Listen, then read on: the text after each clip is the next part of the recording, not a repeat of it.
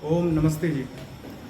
आज पूरे भारत में 78वां स्वतंत्रता दिवस सभी ने मनाया और बहुत सारी तैयारियां पहले से स्कूलों के द्वारा कराई गई, संस्थानों के द्वारा कराई गई और बड़े उल्लास के साथ इसको मनाया गया। आप सबने भी मनाया होगा, तिरंगा फहराया होगा, मिठाइयाँ खाई होंगी। लेकिन कुछ दर्द ऐसे हैं जो हमें स्वतंत्रता के साथ ही मिले। हालांकि स्वतंत्र रहने का जो विचार है, स्वतंत्र रहने की जो परंपरा है, वो भारत में बहुत पुरानी है।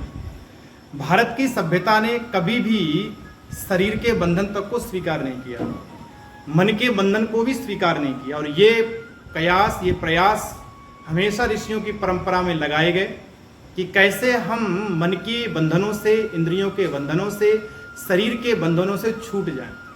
लेकिन बड़ी विडंबना की बात है कि उन्हीं की संतानें, उन्हीं ऋषियों की संतानें जो थीं, वह अनेकों वर्षों तक, अगर आप पूरा हिसाब जोड़ेंगे तो कई हजार वर्षों तक दूसरों के गुलाम रहे।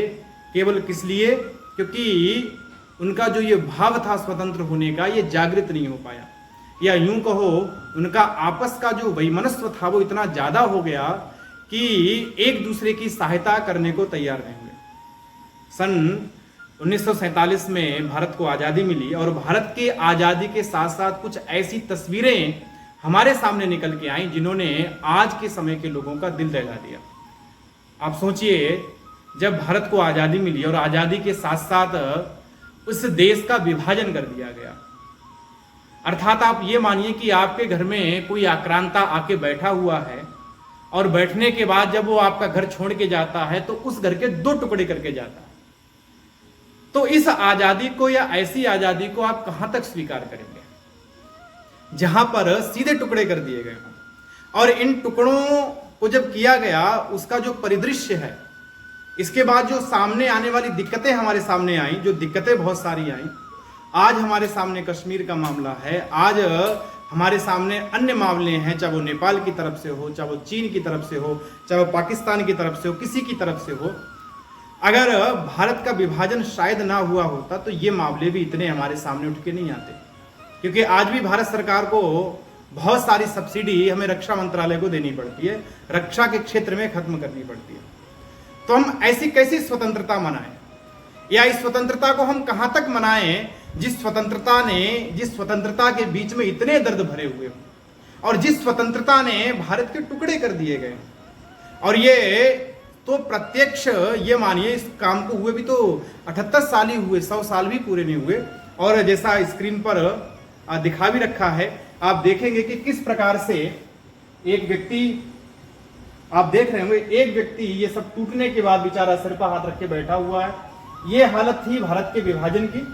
लोग गाड़ियां भर भर के, क्योंकि जैसे ही पाकिस्तान बना तो पाकिस्तान एक इस्लामिक देश बन गया, और इस्लामिक देश बनने के साथ साथ ये कह दिया गया कि भारत वाले जो हिंदू हैं या अन्य जो कम्युनिटी वाले लोग हैं, वो पाकिस्तान को छोड़कर यहाँ से चले जाएं। और अगर यहाँ से नहीं चले जाएंगे तो आपको पता है कि जिस समय चाहे बांग्लादेश स्वतंत्र हुआ हो, चाहे पाकिस्तान स्वतंत्र हुआ हो, उस समय जो हिंदुओं की संख्या थी और आज वो जो संख्या है वो घटकर क्या हो गई।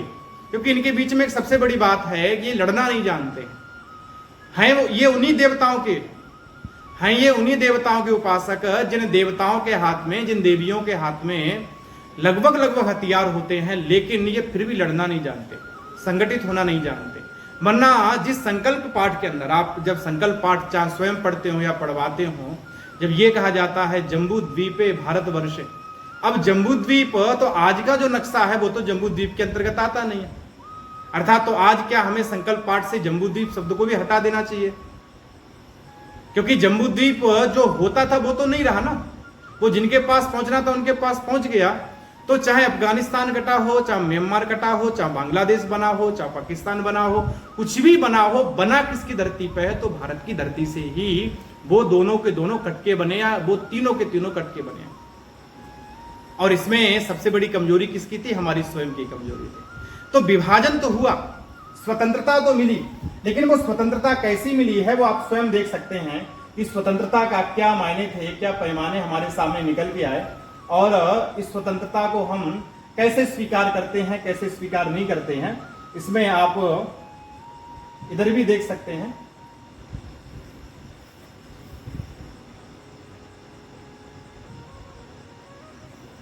ये देखिए, स्वतंत्रता के साथ साथ हमें ये मिला है, ये स्वतंत्रता के साथ मिला, एक ये मिला है, एक ये मिला है, और दोनों हमारे लिए खतरे हैं, क्योंकि जब ये मिला तो इधर चीन बैठा और चीन का सारा सिस्टम जो है वो पाकिस्तान के साथ है।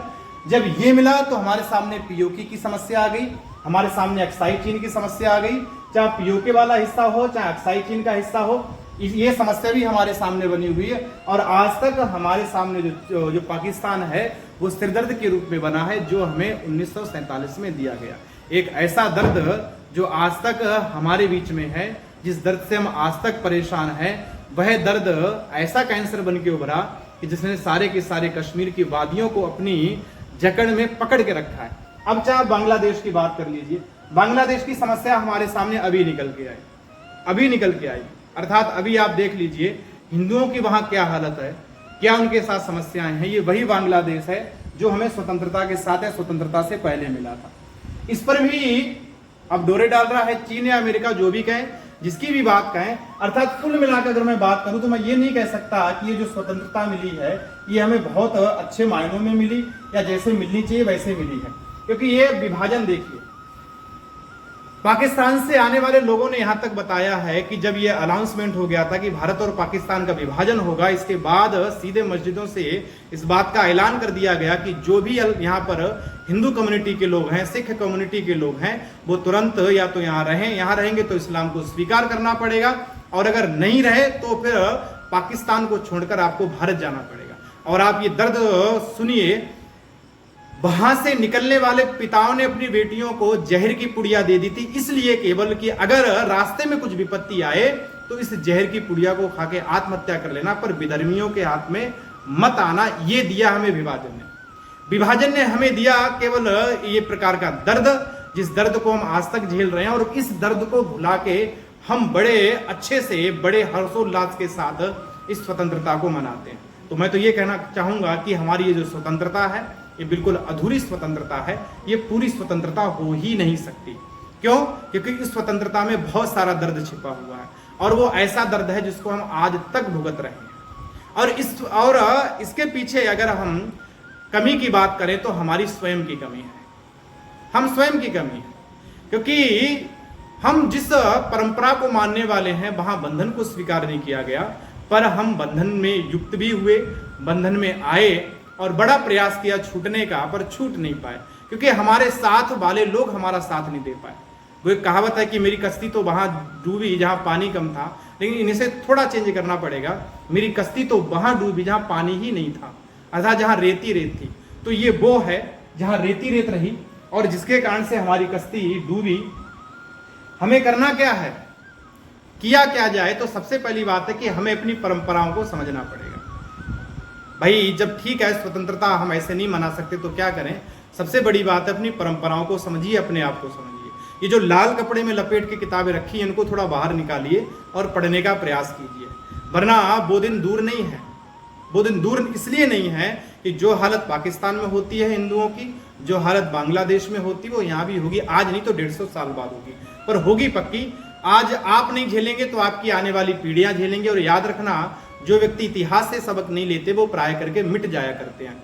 बर्नी ने एक बड़ा अच्छा शब्द कहा इतिहास के बारे में। बर्नी कहता है कि इतिहास जो है वो अपने पापों का प्रायश्चित है, लेकिन भारतीय लोगों की ये बड़ी समस्या है कि उन्होंने अपने पापों का प्रायश्चित करना उचित नहीं समझा। और इसलिए आज हम बड़े खुश होकर अपने बच्चों को भले भी ये नहीं बताया कि बेटा जब विभाजन हुआ तो क्या हालत हुई, हम भले ये ना बताएं कि विभाजन के बाद पाकिस्तान में जो हिंदू थे, बांग्लादेश में जो हिंदू थे, वो घटकर कहाँ चले गए, कहाँ खत्म हो गए, और आगे की रणनीतियां क्या हैं, आगे को कैसे क्या करना है। भाषण देने के लिए बहुत बड़े आपको भाषण देने वाले मिल जाएंगे, बड़ी समस्याएं उठाने वाले मिल जाएंगे, लेकिन ये समय समस्या का नहीं है, समाधान की तरफ जाने का है। और अगर आपके पास कोई समाधान है तो आप उसको अवश्य ही प्रचारित और प्रसारित करें। और समस्या है उठाइए, लेकिन साथ में समाधान भी दीजिए। आज बांग्लादेश की चाहे बात हो, इतने बड़ा हत्याकांड बांग्लादेश में हिंदुओं के साथ हुआ, बहुत कुछ हुआ, लेकिन हमारे नेताओं से, विशेषकर विपक्ष के नेताओं से एक शब्द नहीं निकलता उनके मुंह से इसके विषय में। ये भी एक चिंतनीय। और सोचिए कि जो स्वयं को हिंदू कहते हैं और उन्हीं कम्युनिटी के साथ जब ऐसा व्यवहार होता है तो एक मुंह से एक शब्द नहीं निकलता है। क्यों? क्योंकि आज आगे इलेक्शन है और उसमें वोट चाहिए। और वही ओवैसी जब संसद में जाके सांसद पद की शपथ लेता है तो जय फिलिस्तीन कहता है। क्यों? क्योंकि फिलिस्तीन जो है, जो गाजा फिलिस्तीन आदि है, इसको इजराइल ने अपने आक्रमण से त्रस्त कर रखा। तो एक वो व्यक्ति है जो फिलिस्तीन के लिए संसद में खड़ा होकर नारा लगाता है, और एक हम लोग हैं जो मरने वाले हिंदुओं के लिए शायद एक अच्छी सी रैली, एक अच्छा सा धरना भी नहीं दे सकते, चाहे वो बड़े बड़े कथावाचक हों, चाहे वो बड़े बड़े मठाधीश हों। केवल रास भरे गानों के गाने से भगवान नहीं मिलता है, भगवान भी उनकी सहायता करता है जिनके बाजू में ताकत होती है और जिनके बाजू में शक्ति होती है। और संसार का नियम है, ये संसार का नियम है कि वीर भोग्या वसुंधरा, संसार में हमेशा उन्हीं ने राज्य किया जिनके बाजू में ताकत रही। अगर आपके बाजू में ताकत है तो आप राज्य कीजिए, और अगर आपके बाजू में ताकत नहीं तो कितनी भी भाषणबाजी कीजिए, मिटना निश्चित है, खत्म होना निश्चित है।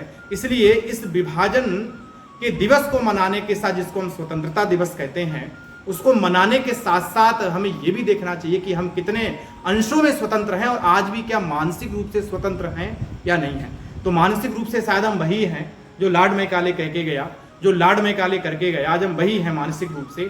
तो क्या ये कितने मायनों में स्वतंत्रता है, और अपने बच्चों को ये भी बताएं कि बेटा या बेटी जो भी हो, कि हम स्वतंत्र हुए, स्वतंत्रता के साथ हमें विभाजन मिला, उसके कारण से हमारे सामने ये जो समस्याएं बार बार आतंकवाद की, अन्य चीज़ों की आती, ये भी हमारे सामने आ रही हैं। उसी के कारण से कितना बजट हम रक्षा के क्षेत्र में खत्म कर रहे हैं, कितना बजट, कितने मुद्दे ऐसे हो जाते हैं जिनको हम ज्वलनशील मान के खत्म कर देते हैं, समाप्त कर देते हैं। ये सब वही समस्याएं हैं जो हमें विभाजन से मिली हैं, और कितने हिंदू वहां से पलायित होके आए थे, चाहे वो जयपुर का सिंधी कैंप हो या दिल्ली का सारा क्षेत्र हो, कितने प्रवासी, कितने वहां से निष्कासित हिंदू हैं जो भारत में आके बसे हैं। तो इन बात को भी हमें ध्यान रखना पड़ेगा, समझना पड़ेगा, और इन सभी के साथ हमारी ये स्वतंत्रता, ये भारत की स्वतंत्रता अक्षुण्ण बनी रहे। और जैसा कि योगी जी ने कहा था कि या तो पाकिस्तान मिलेगा या खत्म होगा, प्रार्थना है जो भी हो अच्छा हो। इन्हीं सब बातों के साथ आप सभी का धन्यवाद। ओम शांति।